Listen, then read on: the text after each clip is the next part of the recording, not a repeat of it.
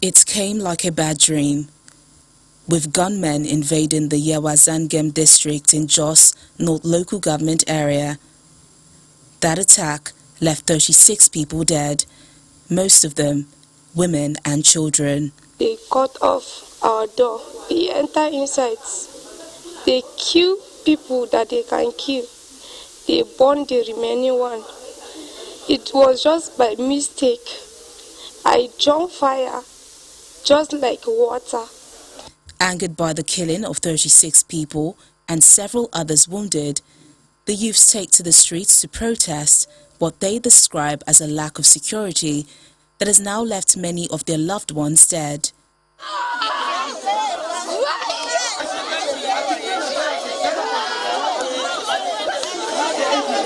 To make their points abundantly clear, first, they visit the Plateau State Specialist Hospital morgue, where some bodies were deposited, evacuated them, and headed to the State House of Assembly. 15 bodies.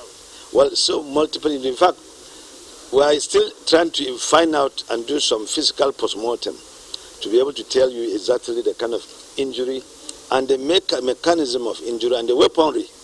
We are yet to determine exactly. But I believe that by the time we go to do one-on-one check, we'll be able to give that with all certainty. Thereafter, they proceeded to the government, leading to palpable tension in the city centre, a move that caused the state government to reimpose a 24-hour curfew in Jos North area indefinitely. The government should come out and identify with us that actually our people have died. When that incident happened, they said we killed people. They were particular to some people and the youths. So we are saying if this one was done yesterday, let them also make the same statement as to who perpetrated those acts and let them be arrested.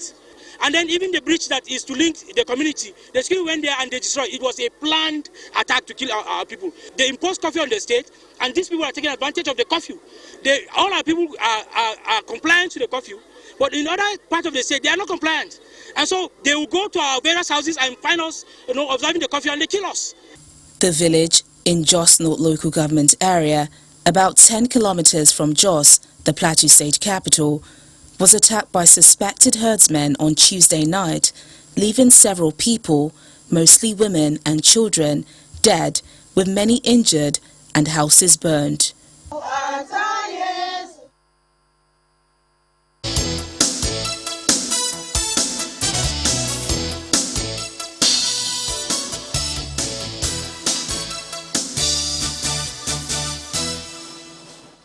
Welcome back. Honorable Dachum Bagos joins us now. He's a member of the House of Representatives, of course, representing Justice. So he joins us. Good morning, and thank you for joining us today on the program as well. Yeah, good morning, Germany. Good morning, Nigeria. Good morning, Plateau State. So, I mean, yes, definitely, this is your constituency. You represent a lot of them, and all part of what everybody wants to see is solutions, I believe, to these kind of matters. So at the moment, yes, we just spoke to the commissioner who spoke about the efforts that are being put in place to ensure that they curb this, much as they acknowledge the challenges that they face.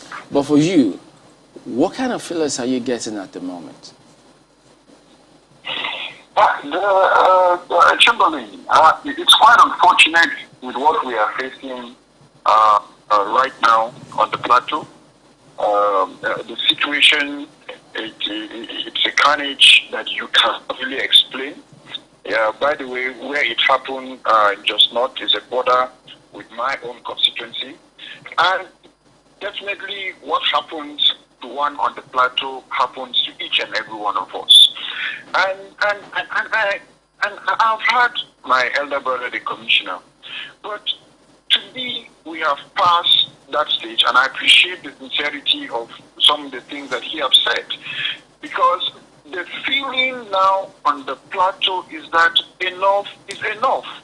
The feeling now on the plateau is that people no longer need the political statement or waiting for politicians to be politically correct, waiting for us to tell them that this is... No, we have passed that for long. What people now are waiting is for immediate result and immediate action. It has gone past the era that we are telling people, do this, government is doing that, and so on and so forth. What people are now waiting and looking for is immediate justice. That, look, we have waited on government for long. This morning I have received over 50 messages. Our phone numbers are being circulated on the Plateau and even the entire country that you should watch your representative from National Assembly, that you should watch your House of Assembly members. And if you see the demands that people are already putting out of 50 messages, Chamberlain, over 40 messages are saying you are our representative. When you are on the floor, what we want you to hear, what we want to hear from you is that justice, impeach the president. What we want to hear from the House of Assembly member is impeach the governor. What we want to hear, these are the kind of messages that people are flying on our phones and bulging us with on our phone because people are tired. What are those issues that we really need to see, practical issues on the table? For instance, when we are talking of justice, a few weeks ago, when the unfortunate issue that happened in Rukuba Road, the government and even the press and even new channels, you were able to identify and say illegal youths. But this is something that has happened yesterday. Nobody could say this is who that did it, but all we could hear is now unknown gunmen. So how is it that immediately illegal youths were identified within 24 hours that they were the ones that carried out a carnage, but what happened yesterday, it is unknown gunmen. For how long are we going to wait for unknown gunmen, and for how long are we going to, when our people are being killed, it is unknown gunmen. And when our people stand to defend the land and trying to see what they can do, they now identify them as illegal youths, they now identify them as Birom youths or Mogul youths or Anaguta youths. These are issues that we need to really look at as the people and government to come up clearly identify. Yes, we appreciate the efforts of government in peace building and whatsoever. But what are those recommendations that the peace building agencies have been bringing out? Forgiveness guarding, to go and forgive who are the guarding. When people that have been killing us are supposed to be the ones to come to that guardian and forgive us, because the majority of 80% of Plateau people are the people that have been killed on daily basis. So who are those people in Plateau should go and forgive in the forgiveness garden? People that have been killing people on the Plateau are supposed to come to that garden to forgive us, to seek for forgiveness from us. So these are issues, and we come to curfew, and these people no longer even trust the issue of the curfew on ground, because there will be curfew, and when curfew is ongoing, people have moved into their houses. The curfew is like catch people in their houses and to come and be killed.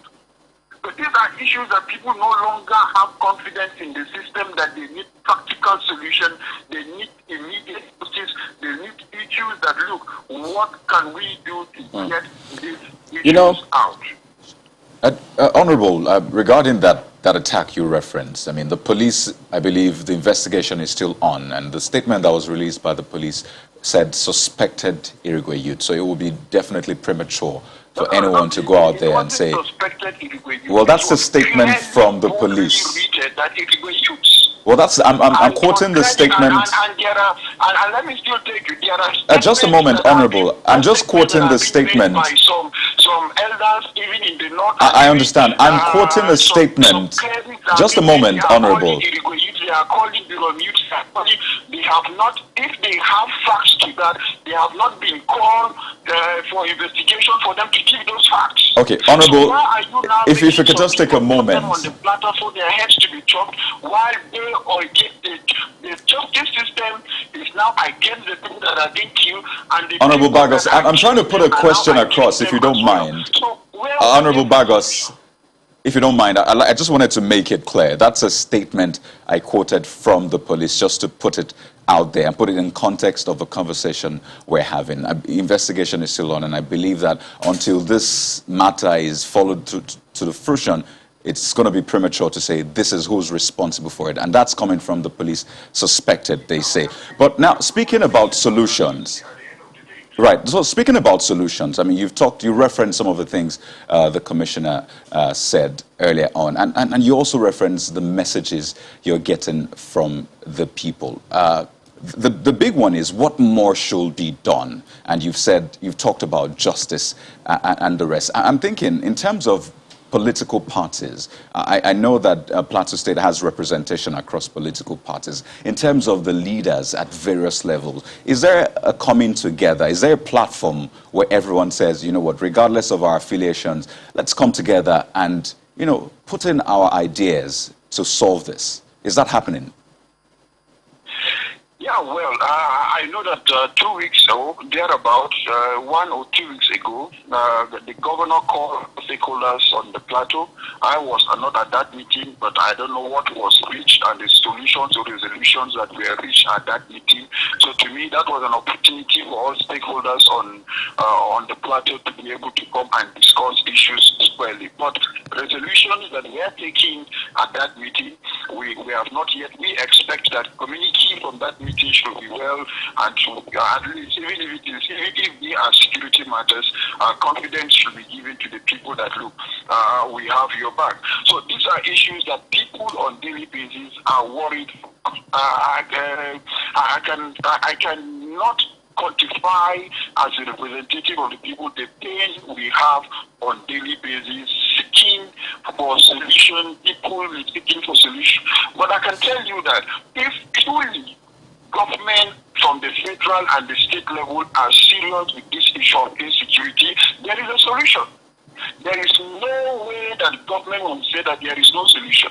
And imagine when helicopter, DIG, and whosoever was sent onto the plateau 2 weeks ago to come and to see that the state is safe. And unfortunately, this didn't happen day before yesterday. So which means the helicopters and the security that were sent to the plateau to work from 8 a.m. and close 5 p.m.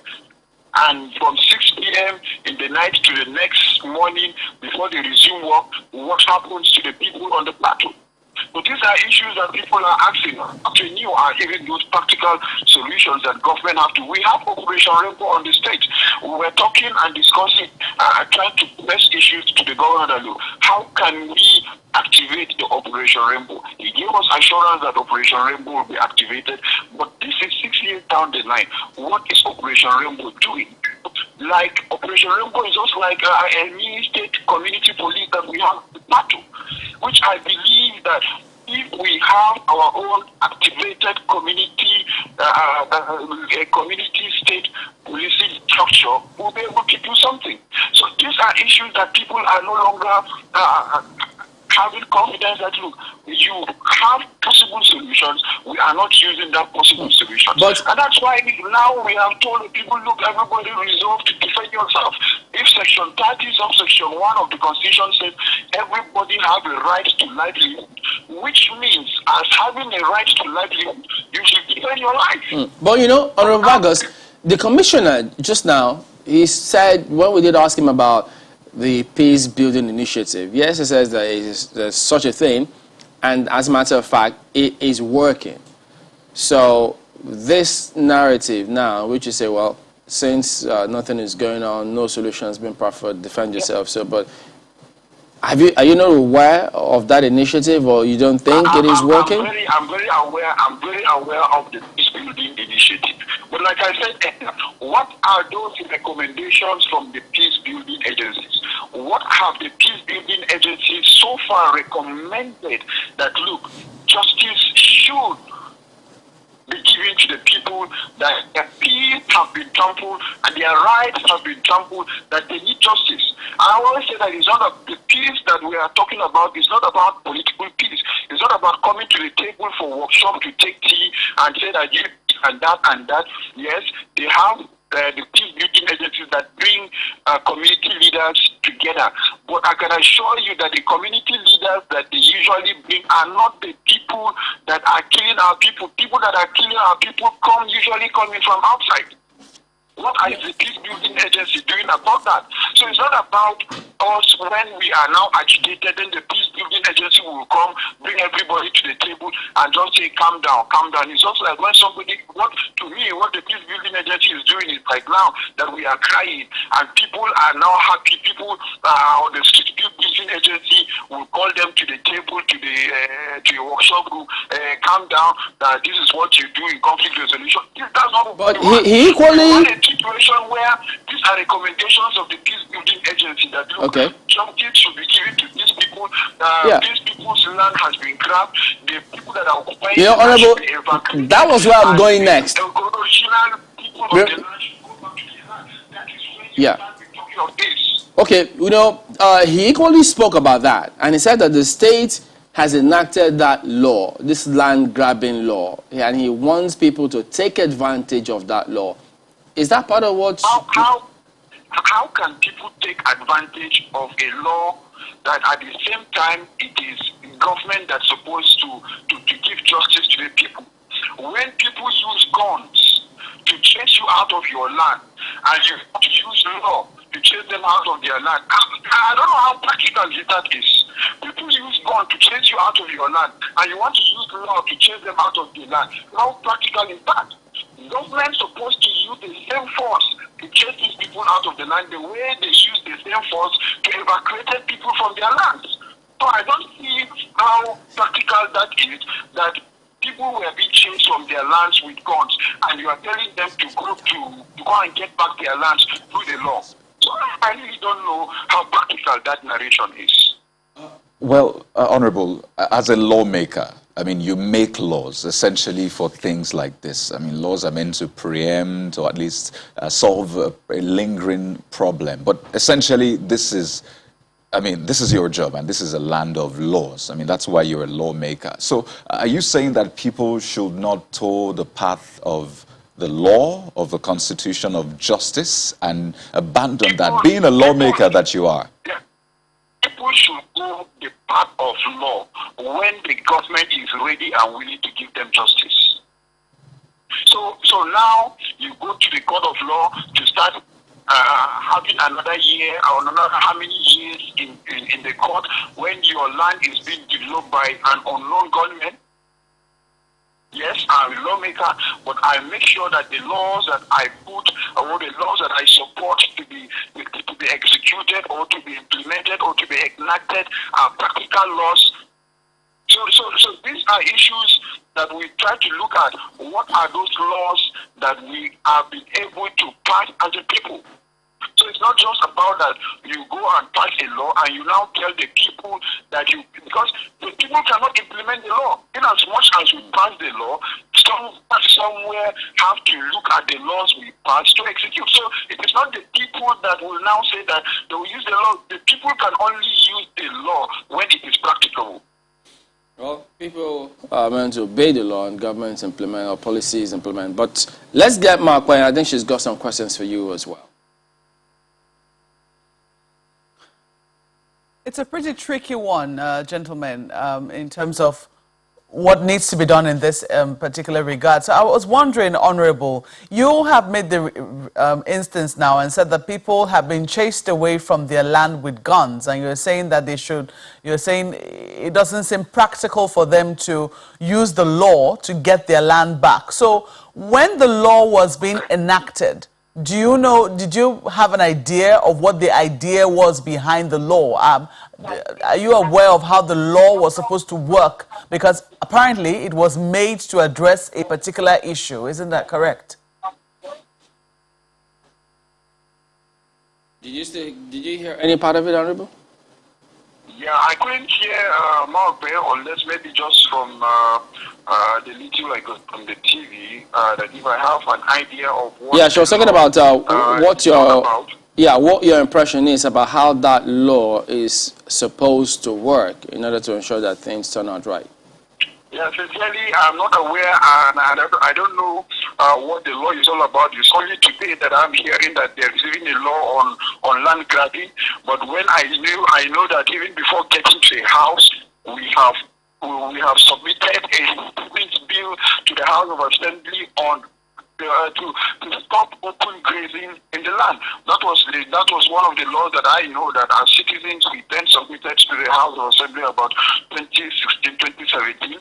But a law on land grabbing, I don't know how that law looks like. The law on land grabbing, meaning is it anti-land grabbing or anti? I have not come aware, and I'm not aware, and I have not seen the law.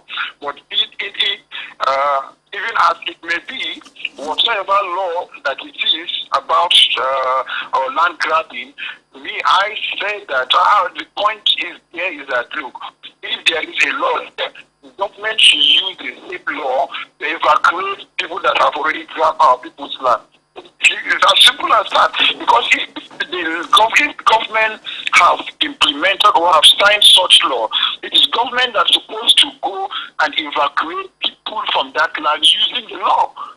Because if the law, because that's why I said I see how it's not practicable that for the people that their lands have been grabbed to use the law to go and get their lands back.